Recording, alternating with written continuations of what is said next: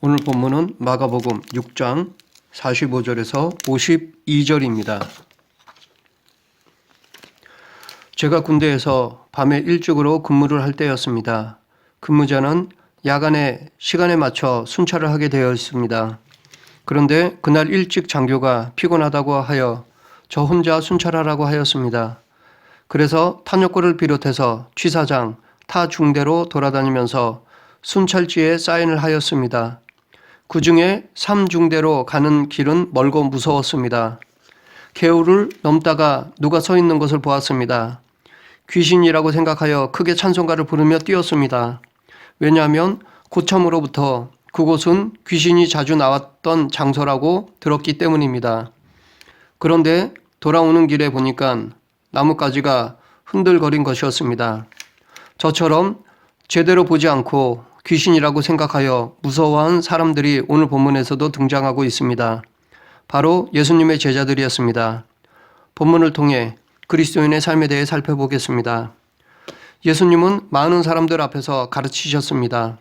사람들도 예수님의 말씀을 듣는데 시간이 가는 줄 몰랐습니다. 얼마나 열심히 들었는지 식사까지 거를 정도였습니다. 그래서 제자들은 예수님께 사람들로 하여금 음식을 사 먹게 하라고 말씀드렸습니다. 그러자 예수님은 오히려 제자들에게 너희가 사람들에게 먹을 것을 주라고 하셨습니다. 제자들에게는 이 많은 사람들을 먹일 음식이 없었습니다. 더욱이 돈도 많지 않아 이 많은 사람들을 사 먹인다는 것은 불가능했습니다.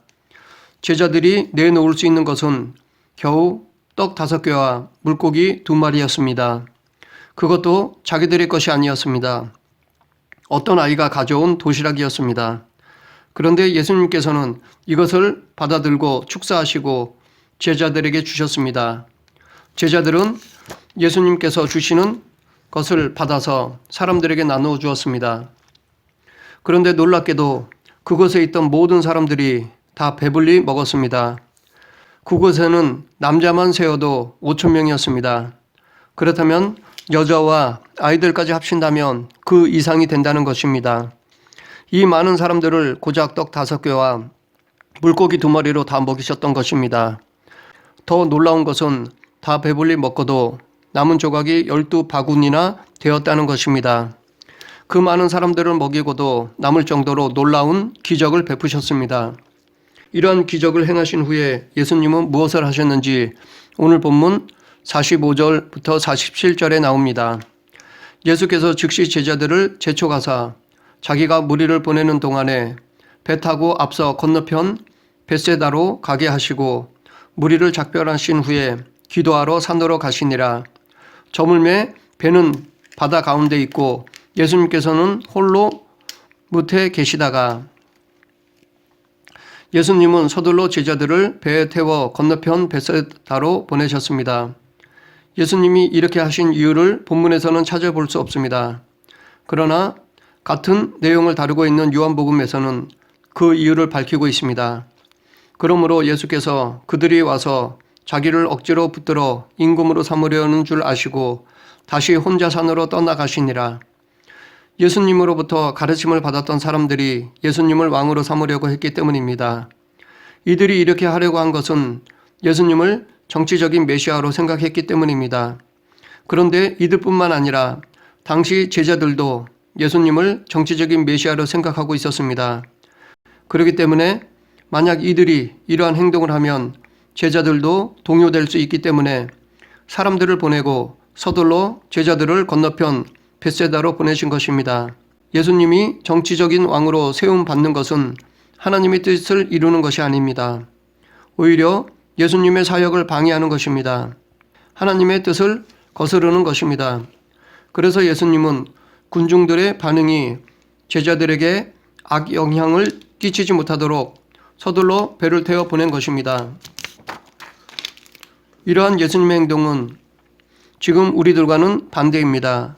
지금은 어떻게 해서든지 자기를 높이고 드러내려 합니다. 과대 포장을 해서라도 자신을 알리려 합니다. 그래야 남들보다 더 잘 될 수 있다고 생각합니다. 그런데 본문에서의 예수님은 오히려 남들이 높여주는데도 피하셨습니다. 어떻게 보면 차려놓은 밥도 못 먹는 어리석은 자처럼 보이기도 합니다. 그러나 예수님은 하나님의 뜻을 이루기 위해 피하신 것입니다. 여기서 예수님은 우리에게 하나님 중심, 하나님 우선순위가 무엇인가를 보여주고 있다고 할 수 있습니다. 예수님은 무리들을 다 보내시고 제자들을 배에 태워 떠나게 하고 혼자 기도하시러 산으로 가셨습니다. 마가복음에는 예수님께서 기도하시러 혼자 무리를 떠나신 것이 3번 기록되어 있습니다. 첫 번째는 마가복음 1장 35절부터 39절에 나옵니다. 여기서 예수님은 가버나움에서 많은 활동을 하시고 난 후 새벽에 기도하시러 한적한 곳에 가셨습니다. 예수님께서 많은 활동을 하고 한적한 곳으로 간 이유는 사람들이 예수님의 기적을 체험하여 예수님을 구원자로 믿기보다는 정치적 메시아로 여겼기 때문입니다. 그래서 예수님은 세상적인 높임을 받지 않고 하나님의 뜻을 이루고자 군중들을 피해 한적한 곳에서 하나님과 교제를 나누신 것입니다. 두 번째는 오늘 본문인 오병이어의 기적을 이루신 이후였습니다. 이때도 사람들이 예수님을 임금으로 세우려 하였습니다. 그래서 이 무리들을 다 보내시고 혼자 기도하러 산으로 가셨던 것입니다. 제자들이 이들의 영향으로 잘못된 메시아 사상을 물들지 않도록 또한 하나님의 뜻을 이루고자 군중들을 보내고 기도하러 가신 것입니다. 세 번째는 마가복음 14장 32절부터 42절에 나옵니다. 여기서 예수님은 제자들과 만찬을 마치신 후 겟세마네 동산에 기도하러 가셨습니다. 그곳에서 예수님은 제자들에게 내가 기도할 동안에 너희는 여기 앉아 있으라고 하시면서 특별히 베드로와 야고보와 요한을 데리고 좀 더 가셨습니다. 그리고 그들에게 너희는 여기서 머물러 깨어 있으라고 하시면서 더 나아가 결국 혼자 엎드려 기도하셨습니다. 이때 예수님은 아빠 아버지여 아버지께서는 모든 것이 가능하오니 이 잔을 내게서 옮기시옵소서 그러나 나의 원대로 마시옵고 아버지 원대로 하옵소서라고 기도하셨습니다. 이 3번 모두 예수님은 무리들과 제자들을 떠나 혼자 하나님께 기도하셨습니다. 그런데 이렇게 혼자 기도하러 가신 이유를 보면 똑같습니다. 이 모두 인간의 뜻을 따르지 않고자 함이었습니다. 오직 하나님 아버지의 뜻을 구하고 순종하고자 함이었습니다. 즉 예수님은 자기를 낮추어 하나님의 뜻을 따르고자 잘못된 메시아 사상을 가진 사람들을 보내고 혼자 기도하러 가셨고 기도를 통해 사명을 이루고자 결단하셨던 것입니다. 이것은 우리가 드리는 기도의 목적이기도 합니다. 기도는 죄를 회개하고 감사를 표현하고 우리의 필요를 간구하는 것입니다. 여기서 필요는 하나님의 뜻입니다. 물론 일용할 양식과 살아가는 데 필요한 것들을 구해야 합니다. 그러나 우리가 구해야 할 궁극적인 것은 나의 필요가 아니라 하나님의 뜻입니다. 왜냐하면 하나님은 우리의 필요를 다 아시기 때문입니다. 그래서 예수님께서도 공중의 새를 보라 심지도 않고 거두지도 않고 창고에 모아들이지도 아니하되 너희 하늘 아버지께서 기르시나니 너희는 이것들보다 귀하지 아니하냐. 그런즉 너희는 먼저 그의 나라와 그의 의를 구하라. 그리하면 이 모든 것을 너희에게 더하시리라 라고 말씀하셨습니다. 그래서 성숙한 그리스도인일수록 강구의 내용이 자기 중심이 아니라 하나님 중심이 됩니다. 이처럼 기도는 하나님의 뜻을 구하고 그 뜻에 순종하고자 하는 것입니다.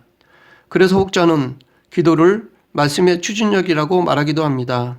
예수님은 제자들을 배에 태워 먼저 베세다로 보내셨습니다. 그런데 제자들에게 좋지 않은 일이 벌어졌습니다. 그 내용이 48, 49절입니다. 바람이 거스름으로 제자들이 힘겹게 노젓는 것을 보시고 밤 사경쯤에 바다 위로 걸어서 그들에게 오사 지나가려 하심에 제자들이 그가 바다 위로 걸어오심을 보고 유령인가 하여 소리 지르니 제자들이 탄 배가 바다 가운데 있을 때에 바람이 불었습니다. 마가는 여기서 바람이라고 말하는 데 비해 요한은 큰 바람이라고 말하고 있습니다. 제자들이 힘겹게 노를 저을 정도라면 이 바람은 강한 광풍임을 알 수 있습니다. 왜냐하면 제자들 중에는 업으로 잔뼈가 굵은 사람들이 있었기 때문입니다. 이들은 배를 수십 년 탄 사람들이라서 웬만한 바람에 힘들어하지 않습니다. 배가 뒤집힐 만한 광풍이 불었기 때문에 어부 출신의 제자들도 힘들어 했던 것입니다. 우리는 이것을 과거 그들의 경험을 통해 유추해 볼 수 있습니다. 마가복음 4장 35절부터 41절에 보면 예수님과 제자들이 배를 타고 있었습니다. 이때도 큰 광풍이 불었습니다. 물이 배 안으로 들어오자 제자들은 모든 경험을 동원하여 난관을 극복하고자 하였습니다. 그러나 바람이 세고 물결이 높아 그 베테랑 어부들도 두려움에 쌓였습니다. 제자들은 어쩔 도리가 없자 주무시는 예수님을 깨웠습니다. 어부로 잔뼈가 굵은 제자들이 목수 출신인 예수님께 도움을 청했습니다. 그래서 예수님께서는 잠에서 깨시고 바람을 꾸짖어 잠잠케 하셨습니다. 본문에서도 이 정도의 광풍이 불었을 것입니다. 그러하였기에 제자들이 힘겹게 노를 저었던 것이라 봅니다. 광풍으로 고생하는 모습을 보시고 예수님은 물 위를 걸어서 그들에게 오셨습니다. 여기서 제자들이 바람으로 인해 고생한 시간은 짧은 시간이 아니었습니다. 이들이 고생한 시간을 대충 계산해 보면 배가 바다 가운데 있던 시간은 47절의 저물매라는 말로 보아 약 저녁 6시쯤이었을 것입니다. 그리고 예수님께서 제자들에게 가신 시간이 밤 4경쯤이라고 하니까 새벽 3시에서 6시 사이입니다. 이 둘을 종합하면 대략 적어도 9시간에서 길게는 12시간이라는 계산이 나옵니다. 그 오랜 시간 동안 제자들은 배에서 고생하고 있었습니다. 그렇기 때문에 제자들이 겪은 육체적 수고와 마음고생은 엄청났을 것입니다. 이렇게 9시간 이상이라는 긴 시간 동안 제자들은 바람으로 인해 고생하였습니다. 예수님은 많은 시간 동안 고생하고 있던 제자들을 모르신 것이 아니라 그 모든 상황을 친히 보고 계셨습니다. 예수님이 보셨다는 것은 단순히 눈으로 보는 것만을 의미하는 것은 아닙니다. 그들의 마음의 괴로움과 육체적 수고 모두를 말하는 것입니다. 이렇게 예수님은 제자들이 겪고 있던 영육간의 모든 고통을 알고 계셨습니다. 예수님은 당신이 사랑하는 자를 살피십니다. 그렇기 때문에 예수님은 사랑하는 자의 형편과 처지를 다 아십니다. 마음과 생각까지도 감찰하십니다. 그런데 단지 아는 것만으로 끝나지 않습니다. 예수님은 고통의 현장에도 직접 찾아오십니다. 고난의 현장에 동참하셔서 함께 해 주십니다. 그리고 문제를 해결해 주십니다. 이러하신 예수님은 지금 우리들도 사랑하십니다. 그렇기 때문에 지금 우리들의 문제도 다 아십니다. 그리고 해결해 주십니다. 어느 누구도 해결하지 못하는 문제라 할지라도 예수님은 해결하십니다. 예수님은 전능하신 분이십니다. 본문에서 바람이 불어 배가 흔들거리는 것은 인간의 힘으로는 해결하지 못하는 것입니다. 어느 누구도 이 문제를 해결할 수 없습니다. 그러나 예수님은 물 위를 걸어가셔서 해결해 주셨습니다. 이렇게 초자연적인 방법을 사용하셔서라도 문제를 해결해 주십니다. 그러므로 우리는 전적으로 예수님을 신뢰해야 합니다. 우리의 문제를 예수님 앞에 내려놓아야 합니다. 바람이 제자들을 힘겹게 노를 젓게 하였습니다. 그런데 힘겹게라는 말은 시험하다라는 말입니다. 바꿔 말해 하나님은 바람을 통해 제자들을 노를 젓게 시험하셨다는 것입니다. 즉 하나님은 바람으로 제자들을 시험하신 것입니다. 결국 바다에서 제자들이 받은 고난은 하나의 시험이었다고 볼 수 있습니다. 이처럼 하나님은 고난이라는 도구를 통해 시험하십니다. 그래서 야고보 사도는 내 형제들아 너희가 여러 가지 시험을 만나거든 온전히 기쁘게 여기라. 이는 너희 믿음이 시련이 인내를 만들어내는 줄 너희가 알미라. 인내를 온전히 이루라. 이는 너희로 온전하고 구비하여 조금도 부족함이 없게 하려 함이라. 라고 하였습니다. 이런 시험은 우리도 마찬가지입니다. 우리도 내가 원하지 않는 고난을 경험할 때가 있습니다. 그런데 그 고난 중에는 하나님께서 우리에게 허락하신 시험일 수도 있습니다. 그러므로 믿음으로 인내하여 극복하면 이 고난을 통해 우리도 더 성숙한 그리스도인이 될 수 있습니다. 제자들의 고충을 알고 예수님은 친히 제자들에게 가셨습니다.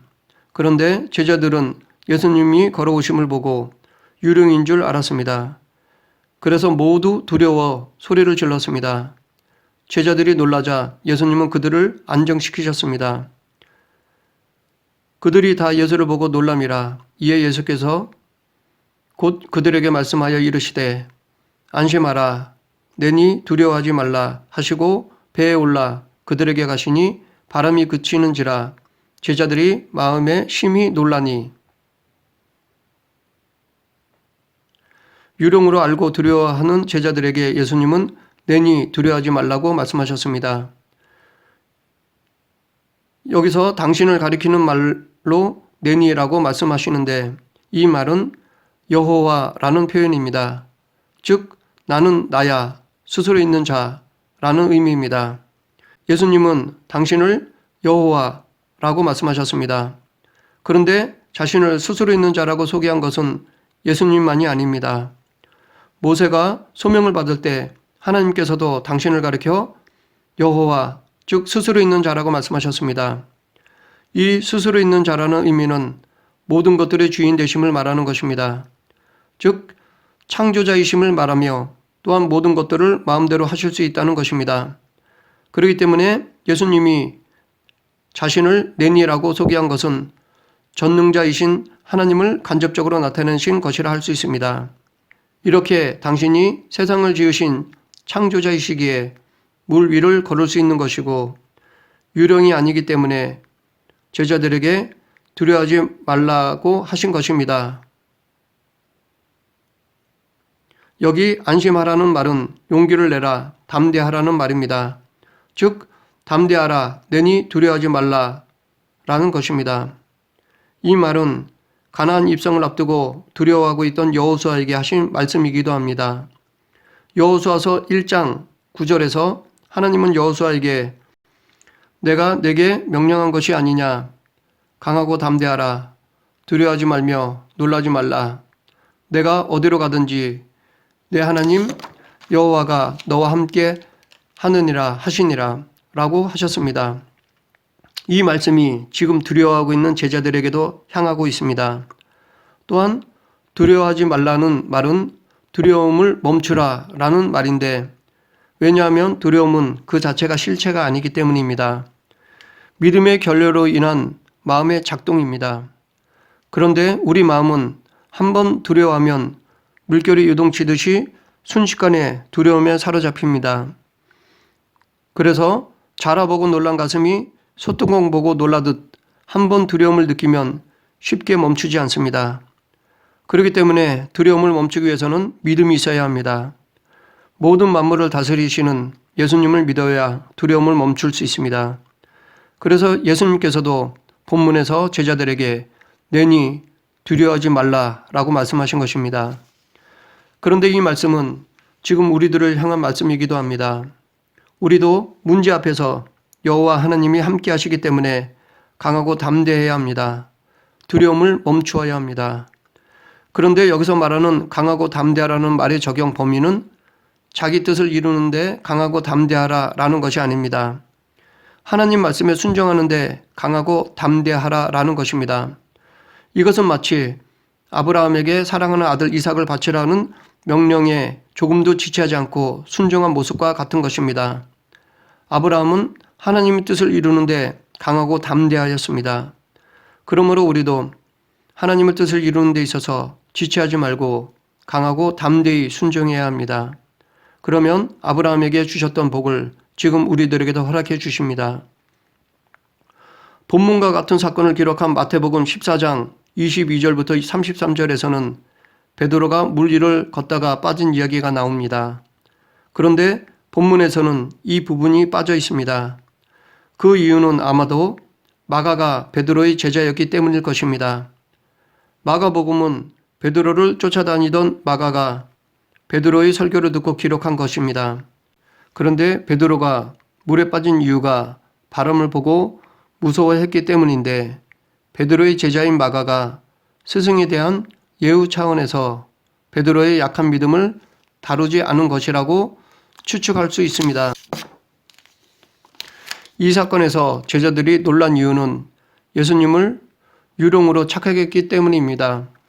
그런데 여기에 더 근본적인 이유가 있습니다. 우리는 그것을 52절에서 알 수 있습니다. 이는 그들이 그 떡 떼시던 일을 깨닫지 못하고 도리어 그 마음이 둔하여졌음이로라. 제자들은 어제 예수님께서 행하신 오병이어의 기적의 의미를 깨닫지 못하였습니다. 오병이어의 의미는 본문에서는 없지만 평행 본문인 요한복음에서는 찾을 수 있습니다. 예수께서 이르시되 나는 생명의 떡이니 내게 오는 자는 결코 줄이지 아니할 터이요 나를 믿는 자는 영원히 목마르지 아니하리라. 오병이어의 기적을 통해 예수님은 단지 우리의 육체적 배고픔을 면해 주시는 분만이 아니라 우리가 반드시 먹어야 할 영원한 생명의 양식임을 보여주신 것이었습니다. 그러나 제자들은 영적으로 깨어있지 못하였습니다. 그래서 그들은 그 큰 사건을 체험했음에도 예수님이 생명의 떡, 더 나아가 하나님의 아들 되심을 깨닫지 못하였습니다. 그러했기에 예수님이 오병이어의 큰 능력을 체험하고도 물 위를 걷는 기적을 보면서 유령으로 착각했던 것이었습니다. 만약 제자들이 예수님이 어떤 분이신지를 깨달았다면 물 위를 걸어오시는 것쯤은 예수님께서는 사소한 일로 여기며 영광을 돌렸을 것입니다. 우리도 예수님의 능력을 우리 이성 안에 가두는 경향이 있습니다. 이것은 예수님이라도 못하실 거야 라고 예수님의 전능하심을 무시하는 경향이 있습니다. 우리의 이성에 예수님의 능력을 의심하거나 판단해서는 안 됩니다. 우리는 예수님의 전능하심에 열려 있어야 합니다. 열려 있는 만큼 놀라운 은혜를 체험할 수 있습니다. 말씀을 정리하겠습니다. 예수님은 자기를 억지로 붙들어 임금으로 삼으려는 군중들로부터 제자들을 떨어뜨렸습니다. 그리고 혼자 기도하러 가셨습니다. 이것은 사람의 뜻이 아니라 하나님의 뜻을 이루고자 함이었습니다. 우리도 예수님처럼 하나님 우선순위로 살아야 합니다. 예수님은 제자들이 바람으로 인해 배에서 고생하는 것을 보셨습니다. 그래서 몸소 고난의 현장에 가셨습니다. 그리고 놀란 제자들을 위로하고 격려해 주시고 문제를 해결해 주셨습니다. 이 예수님은 지금 우리들과도 함께 해 주십니다. 그런데 우리가 영적으로 깨어있지 않으면, 즉 말씀과 기도에 깨어있지 않으면 큰 은혜를 누려도 두려워하며 살아갈 수밖에 없습니다. 그러므로 우리는 예수님이 언제나 우리와 함께 계심을 잊지 말고 믿고 신뢰하여 두려움을 멈추고 강하고 담대히 살아가야 합니다. 이렇게 살아가는 저와 여러분이 되길 간절히 축원합니다. 기도하겠습니다. 사랑의 하나님, 지금까지 많은 은혜를 누렸음에도 믿음이 약하여 두려워한 적이 많이 있습니다. 저의 연약함을 붙잡아 주시고 강하고 담대한 그리스도인이 되게 하여 주시옵소서. 이 시대가 원하는 사람이 되기보다는 하나님이 원하는 사람이 되게 하시고 하나님의 뜻을 먼저 구하는 그리스도인이 되게 하여 주시옵소서. 예수님 이름으로 기도드립니다. 아멘.